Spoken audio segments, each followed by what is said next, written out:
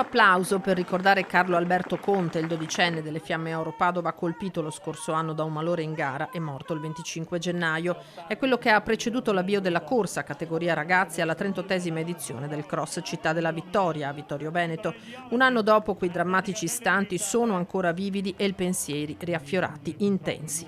Ha rappresentato un momento di grande dolore e di profonda riflessione. Per onorare il giovanissimo atleta, Silca, Ultralight Vittorio Veneto e Atletica Conegliano hanno deciso di sostenere il progetto Piccolo Principe, che promuove la prevenzione e l'installazione di defibrillatori in scuole e impianti sportivi. È una bella iniziativa che abbiamo sposato, i genitori ce l'hanno chiesto e noi l'abbiamo fatto ben volentieri, perché questo vuol dire andare al sodo e non solo fare parole.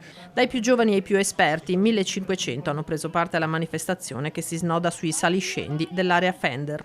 Sicuramente molto competitiva, atlete molto valide, però questa gara mi piace tanto e l'ho fatta molto volentieri, sudata, faticosa, ma molto piacente, molto bella. Questa gara fa sempre per me, mi diverto sempre a farla e niente, oggi è stata una bella gara, sono super contenta. Sono state delle gare interessantissime, anche con nomi nuovi, veramente tecnicamente belle gare, molti sorrisi, molta gente felice e contenta perché è stata una bellissima giornata di sport.